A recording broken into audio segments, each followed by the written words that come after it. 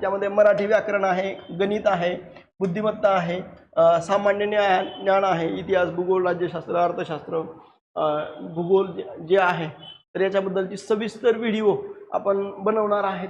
त्याच्यानंतरचं आहे जे कायदे, जसं मी आता तुम्हाला उल्लेख केला की ज्यामध्ये ग्रामपंचायत अधिनियम 1967 जो आहे, तर या संदर्भाबद्दलची सविस्तर माहिती आपण ही पाहणार आहोत. त्यामुळे तुम्ही ही बॅच खरेदी करू शकताय. ही 399 रुपयाची बॅच आहे. डायरेक्शन अकॅडमीचं ॲप आहे, ते तुम्ही डाउनलोड करा. अडचण आली तर हा कॉन्टॅक्ट नंबर आहे, त्याच्यावर तुम्ही फोन करू शकताय आणि डिटेल माहिती विचारू शकताय, बॅच कशा पद्धतीनं खरेदी करायची वगैरे. आणि आपण सर्व सिलेबस हा तुमचा कव्हर करणार आहेत. आता प्रशासकीय नियोजनाच्या संदर्भाबद्दल लक्षात ठेवा, नागरी प्रशासन लातूर जिल्ह्याचं मुख्यालय हे 2011च्या मध्ये महानगरपालिकेची स्थापना झाली. लातूरमध्ये महानगरपालिकेची स्थापना कधी झाली, तर ही 2011 मध्ये झाली. सिडको जे शहराच्या मध्यवर्ती भागाचा पद्धतशीर विकास करण्यासाठी एक विशेष नियोजन आणि प्राधिकरणाची सुरुवात झाली. आता सर्वात महत्त्वाचं लक्षात ठेवा, इथं जे ऑब्जेक्टिव्हला येतं ग्रामीण प्रशासन 2011च्या जनगणनेनुसार ग्रामीण रचना कशी आहे, तर लक्षात ठेवा एकूण गावं लातूरमध्ये किती आहेत, तर 948 गावं आहेत. त्याच्यामध्ये लातूर जिल्ह्यामध्ये एकूण ग्रामपंचायती किती आहेत, तर 786 ग्रामपंचायती आहेत. आणि पंचायत समित्या किती आहेत, तर त्या 10 आहेत. लक्षात ठेवा, गावांची संख्या 948, ग्रामपंचायतीची संख्या 786, पंचायत समित्या 10. हा भाग नीटपणाने लक्षात ठेवा, जे ऑब्जेक्टिव्हला विचारलं जातं कधीच्या, 2011च्या जनगणनेनुसार. बरोबर आहे. विकासाचा अखंड वारसाच्या संदर्भाबद्दल लक्षात ठेवा, राष्ट्रकूट राजा अमोघ वर्षाच्या प्राचीन नगररचनेपासून ते सिडकोच्या आधुनिक नियोजनापर्यंत लातूरचा हा प्रवास केवळ भौगोलिक विस्तार नाही, तर तो सुशासन आणि शाश्वत विकासाचा एक अखंड वारसा म्हणून आपल्याला याबद्दलचा उल्लेख करता येईल. सगळ्यात महत्त्वाचं लक्षात ठेवा की कृषी अर्थव्यवस्था आणि औद्योगिक विकासाच्या आलेखाच्या संदर्भात लातूर जिल्ह्यामध्ये शेती, व्यापार आणि मूल्यवर्धित उद्योगाच्या प्रवासाच्या संदर्भाबद्दलची चर्चा करूया. सर्वात महत्त्वाचं लक्षात ठेवा, लातूरची अर्थव्यवस्था शेती आणि औद्योगिक मूल्यवर्धनाच्या दुहेरी इंजिनवर आधारित आहे. म्हणजे पहिलं लक्षात ठेवा, कृषीचा पाया प्रामुख्यानं लातूरमध्ये सोयाबीन आणि ऊस उत्पादनावर आधारित बहुतांश लोकसंख्या ही या सोयाबीन आणि ऊसावर अवलंबून आहे.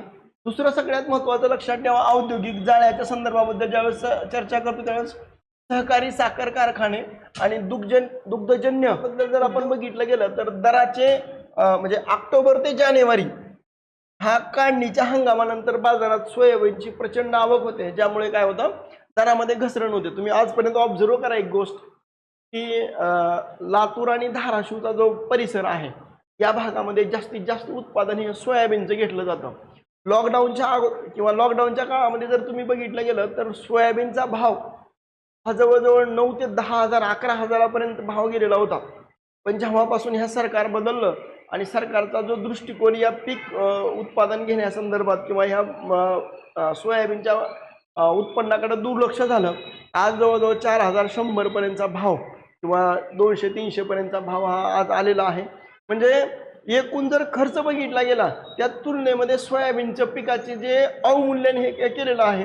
लक्षात ठेवा की 4 किलो सोयाबीनमधून आपल्याला किती 1 लिटर तेल हे तयार होतं आणि 40 रुपयाने जरी बघितलं गेलं तर 120 रुपये. आणि आज तुम्ही सोयाबीनचं तेल बाजारामध्ये ज्यावेळेस तुम्ही बघताय त्यावेळेस ॲक्च्युअल मूळ सोयाबीनचं जे तेल आहे त्याच्यामध्ये पाम तेल किंवा इतर भेसळयुक्त जे तेल तयार केलं जातं आणि त्याच्यातून काय केलं जातं हे यामुळं हे बाजारभाव हे मूल्य हे यामधून कमी आपल्याला दिसतं.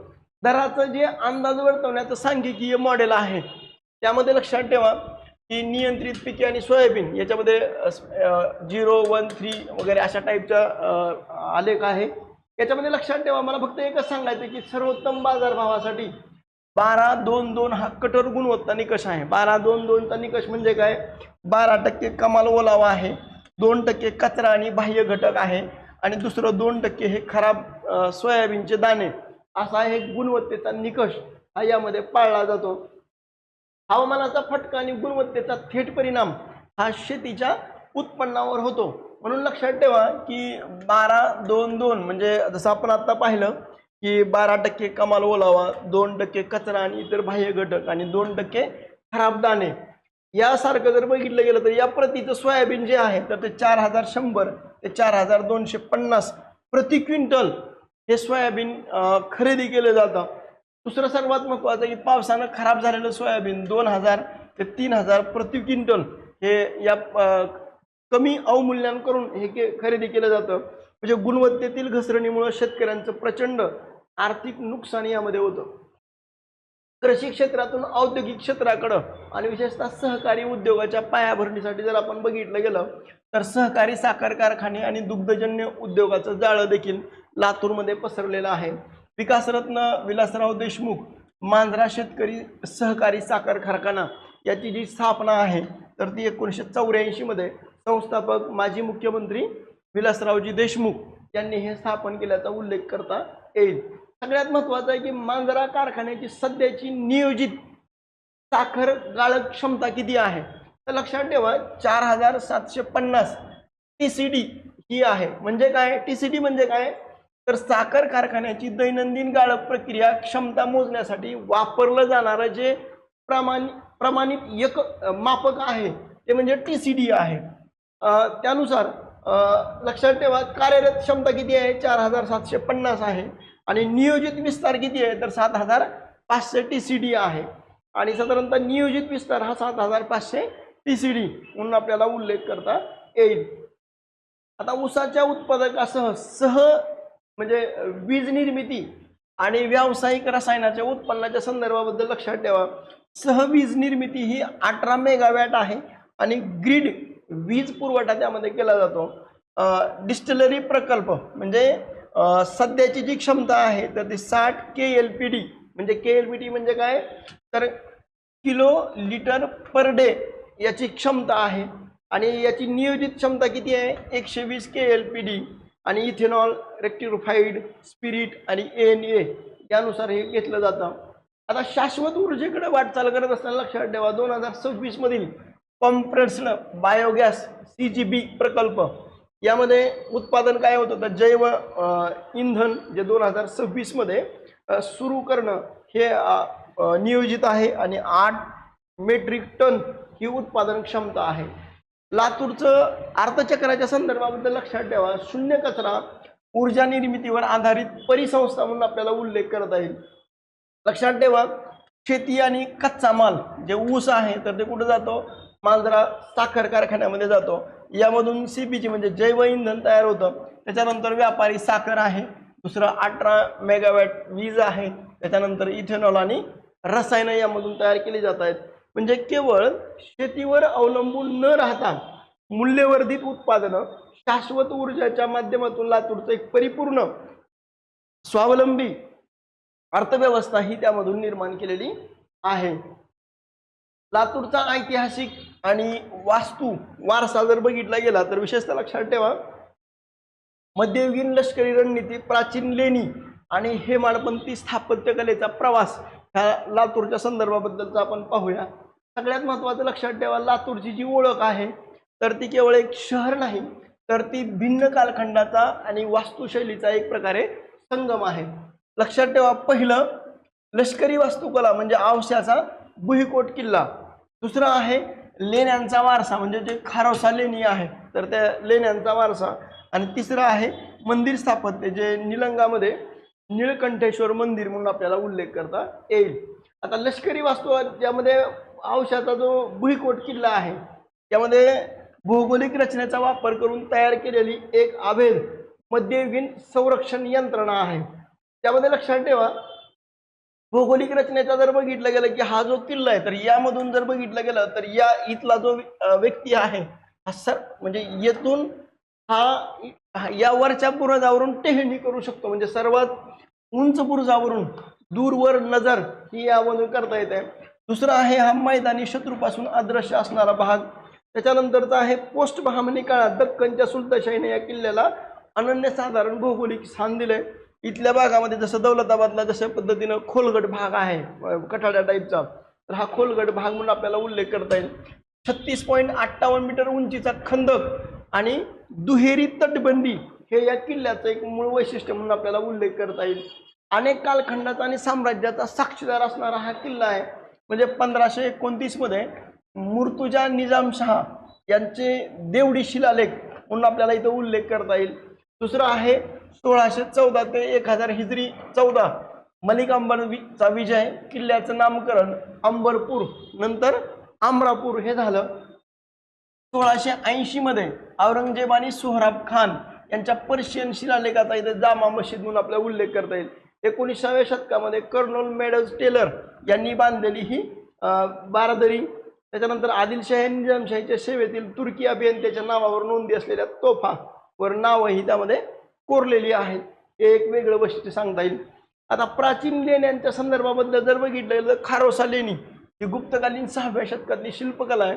त्यामध्ये धार्मिक समन्वयाचं एक उत्कृष्ट उदाहरण म्हणून आपल्याला उल्लेख करता येईल. सर्वात लक्षात ठेवा, लातूर पासून 45 किलोमीटर अंतरावर असलेल्या 12 प्राचीन लेण्यांचा समूह म्हणून आपल्याला उल्लेख करता येईल. आता लक्षात ठेवा की या पहिली लेणी ही बौद्ध धर्माशी संबंधित आहे. इथं बसलेल्या मुद्रेतील भगवान बुद्धांची अतिशय सुंदर आणि रंगीत मूर्ती ही यामध्ये विराजमान आहे. तिथली 4थी आणि 5वी लेणी ही किती आहे?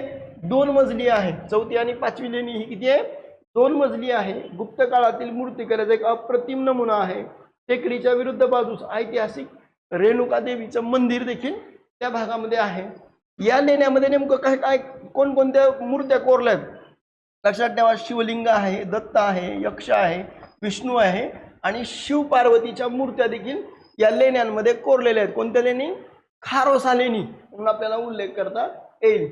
आता हेमाडपंथी स्थापत्य कलेमध्ये जे निलंगाचं निळकंठेश्वर जे मंदिर आहे तर त्याबद्दल आपण माहिती पाहू. म्हणजे पाषाणाची अचूक जुळवाजुळव करून प्रकाशाची भूमितीय सुरेख संगम यामध्ये दिसतोय.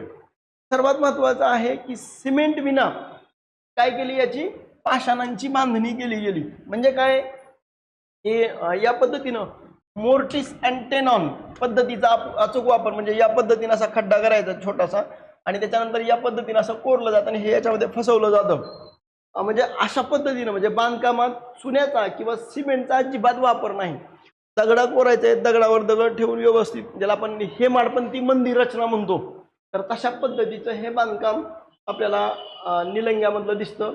बहुकोणीय रचनेमध्ये लक्षात ठेवा की बाह्य रचना बहुकोणीय आणि ताणण्याच्या आकाराची आहे. यामुळे भिंतीवर नैसर्गिक प्रकाशाचा आणि सावलीचा सुंदर खेळ हा तयार होतो.